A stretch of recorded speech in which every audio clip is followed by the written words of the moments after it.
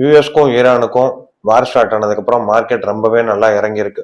இந்த இடத்துல நீங்கள் என்ன நினைக்கலாம்னா, இன்னும் ஏதாவது வாங்கலாமா, இல்லை கொஞ்ச நாள் என்ன நடக்குதுன்னு பார்க்கலாமா, இல்லை இருக்கிற எல்லாத்தையும் வித்துட்டு வந்துடலாமா அப்படின்னு நீங்கள் நினைக்கலாம். அப்படின்னா உங்களுக்கு தான் இந்த வீடியோ. வணக்கம் and welcome to views of Maniram.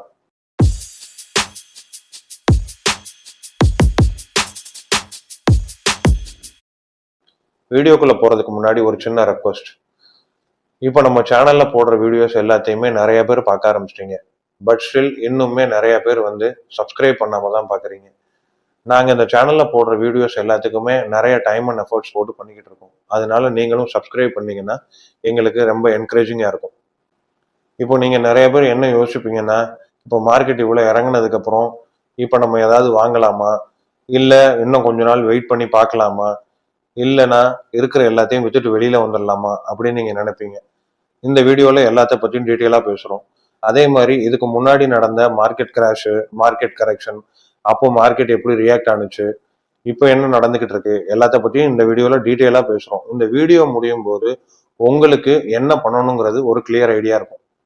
Market இறங்குறதுக்கு ரெண்டு முக்கியமான ரீசனுங்க. ஒன்று, யூஎஸுக்கும் ஈரானுக்கும் வார் ஸ்டார்ட் ஆனதுக்கப்புறம் வார் ரொம்ப அக்ரெசிவாகவே போயிட்டு இருக்கு, அதனால மார்க்கெட் இறங்குது. அதே மாதிரி இன்னொரு சைடில் குரூடோட விலை $90 நோக்கி போய்கிட்டு இருக்கு. அதே மாதிரி இந்தியா நம்மளோட தேவைகளுக்கு நிறையவே வெளியில இருந்து தான் இம்போர்ட் பண்றோம். நியர்லி 80% மேல நம்ம வெளியில இருந்து தான் இம்போர்ட் பண்றோம். அதனால நம்மளோட ருபி வேல்யூ இது இம்பாக்ட் பண்ணும், நம்மளோட இன்ஃப்ளேஷனையும் இது ரொம்ப பாதிக்குங்க.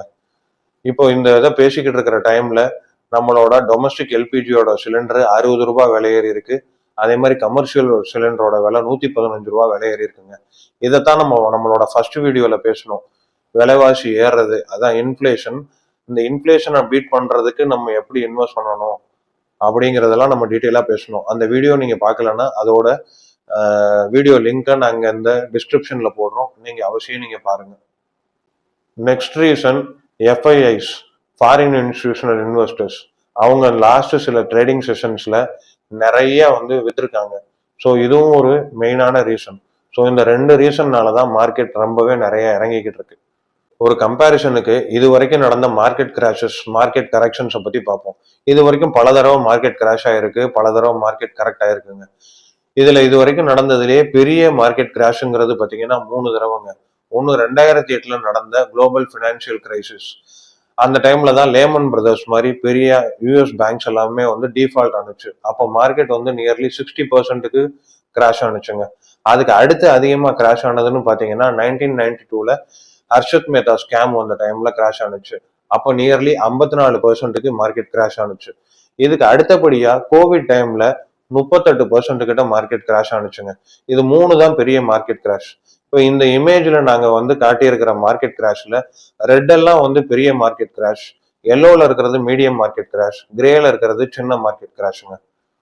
அதே மாதிரி இன்னொரு சைட்ல வாரோ இல்ல வேற ஏதோ பதட்டமான சூழ்நிலைகள்ல மார்க்கெட் எந்த அளவுக்கு இறங்கி இருக்குங்கிறத பார்ப்போங்க. இப்போ உதாரணத்துக்கு பாத்தீங்கன்னா 9/11 அட்டாக் நடந்தப்போ, twin tower global trade centre attack ஆகும்போது 18% கிட்ட மார்க்கெட் இறங்குனுச்சுங்க. அதுக்கு அடுத்தபடியா பாத்தீங்கன்னா கார்கில் வார், அப்புறம் ரஷ்யா உக்ரைன் வரும்போதெல்லாம் 11% இறங்குனுச்சுங்க. இந்த இமேஜ்ல என்னென்ன மாதிரி ரீசன்ஸ்க்கு மார்க்கெட் எவ்வளவு இறங்கி இருக்கு அண்ட் இந்த கரெக்ஷன் எவ்வளவு வாரத்துக்கு நடந்திருக்கு, இந்த கரெக்ஷன் நடந்து முடிஞ்சதுக்கு அப்புறம் 1 மாசம், 3 மாசம், 6 மாசத்துல எவ்வளவு பாசிட்டிவ் ரிட்டர்ன்ஸ் கொடுத்துருக்குன்னு பார்க்கலாம். உதாரணத்துக்கு இந்த இமேஜ்ல பாத்தீங்கன்னா கார்கில் வார் பீரியட்ல 11% மார்க்கெட் இறங்கினாலும் 3 மாசத்துல 33% ரிட்டர்ன் கொடுத்துருக்கு. ஸோ இந்த ரெண்டு இமேஜை வச்சும் பார்க்கும்போது பதட்டமான சூழ்நிலைகள்ல மார்க்கெட் இறங்குனது மற்ற நேரங்கள்ல இறங்குனதை விட கம்மியா தாங்க இறங்கியிருக்கு. அதே மாதிரி இது ஒரு வார் போயிட்டு இருக்கிறதுனால, ஒரு பதட்டமான சூழ்நிலை இருக்கிறதுனால இப்ப மார்க்கெட் இறங்கி இருக்கிறது ஒரு பேனிக் கரெக்ஷனா தான் பாக்குறோம், ஒரு பையிங் ஆப்பர்ச்சுனிட்டியா தாங்க பாக்குறோம். இப்ப ரீசெண்ட் இயர்ஸ்ல பாத்தீங்கன்னா 2020 நிப்டி 7500 வரைக்கும் போனுச்சுங்க. அதுக்கப்புறம் 26,000 தாண்டி ஆல் டைம் ஹை போயிட்டு இப்ப 24,000 கிட்ட ட்ரேட் ஆகிட்டு இருக்குங்க. அதே மாதிரி இப்ப நிப்டியோட வேல்யூவேஷன் 21.2 இருக்குங்க. இதுக்கு முன்னாடி நம்மளோட வீடியோஸ்ல நிஃப்டியோட வேல்யூவேஷன் 22.4 ஃபேர் வேல்யூடுன்னு சொல்லியிருப்போம். இப்போ அதையும் விட இன்னும் கம்மியா இருக்கிறது, இன்னுமே பெட்டர் ஃபேர் வேல்யூல தாங்க இருக்கு. ஸோ இந்த மாதிரி ரெகுலரா மார்க்கெட் ரிலேட்டடான அப்டேட்ஸ் வேணும்னா நம்ம வியூஸ் ஆஃப் மணிராமுக்கு சப்ஸ்கிரைப் பண்ணிக்கோங்க. எங்களோட பழைய வீடியோல மார்க்கெட் வந்து இந்த வார் ஸ்டார்ட் ஆகும்போது சைட்வேஸ் ஆர் பியரிஷ்ல இருக்கும்னு சொன்னோம். மார்க்கெட் இப்பயும் அப்படிதாங்க இருக்கு. அதுக்காக எல்லா நாளும் நம்மளால ப்ரெடிக்ட் பண்ண முடியாதுங்க. ஸோ அதனால நாங்க என்ன ரெக்கமெண்ட் பண்றோம்னா, இப்போதைக்கு வந்து உங்களோட ஏற்கனவே போய்கிட்டு இருக்க எஸ்ஐபிஸை ஸ்டாப் பண்ணாதீங்க. டெய்லி உங்களோட போர்ட்போலியோ ஓபன் பண்ணி பார்க்காதீங்க. உங்களோட இன்வெஸ்ட்மெண்ட்டை ஆட்டோமேட் பண்ணுங்க. மாசமானா வந்து உங்களோட அக்கௌண்ட்ல இருந்து பணம் வந்து டிடெக்ட் ஆகி நல்ல மியூச்சுவல் ஃபண்ட்லயோ ஆர் நல்ல வேல்யூவேஷன்ல இருக்கிற குவாலிட்டி ஸ்டாக்ஸ்லயோ இன்வெஸ்ட் ஆகிற மாதிரி ஒரு ஆட்டோமேஷன் பண்ணி வைங்க. தொடர்ந்து நீங்க இன்வெஸ்ட் பண்ணிக்கிட்டே இருங்க.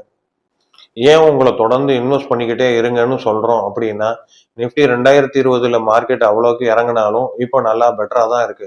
அதே மாதிரி நம்ம இப்ப பேசின எவ்வளவோ மார்க்கெட் கரெக்ஷன் கிராஷ் எல்லாம் நடந்திருந்தா கூட லாங் டேர்ம் கன்சிஸ்டன்டா இன்வெஸ்ட் பண்ணவங்களுக்கு பாசிட்டிவ் ரிட்டர்ன்ஸ் தாங்க கொடுத்துருக்கு. ஸோ இதனால நம்ம என்ன தெரிஞ்சுக்கலாம் அப்படின்னா, ஈக்விட்டியில லாங் டேர்ம் நம்ம இன்வெஸ்ட் பண்ணும்போது நமக்கு யாருக்குமே வந்து நெகட்டிவ் ரிட்டர்ன்ஸே இல்லை, பாசிட்டிவ் ரிட்டர்ன்ஸ் தான் இருந்திருக்கு அப்படிங்கிறத நம்ம டேட்டா படி நம்ம புரிஞ்சுக்கலாங்க. இந்த வீடியோ சம்பந்தப்பட்ட லிங்க்ஸ் எல்லாத்தையும் நாங்கள் வந்து டிஸ்கிரிப்ஷன்ல போடுறோம். உங்களுக்கு அடிஷ்னல் டீடைல்ஸ் தேவைப்பட்டுச்சுன்னா நீங்க அதை பார்த்துக்கோங்க. இந்த வீடியோ பிடிச்சிருந்தா லைக் பண்ணுங்க. இந்த கண்டென்ட் யூஸ்ஃபுல்லா இருக்குன்னு நினைக்கிறீங்கன்னா உங்க ஃப்ரெண்ட்ஸ் அண்ட் ஃபேமிலிக்கு ஷேர் பண்ணுங்க. இந்த மாதிரி ஃபினான்ஸ் ரிலேட்டட் கண்டென்ட் தொடர்ந்து பார்க்கணும்னா வியூஸ் ஆஃப் மணிராமுக்கு சப்ஸ்கிரைப் பண்ணுங்க. மறக்காம அந்த பெல் ஐக்கானை கிளிக் பண்ணுங்க.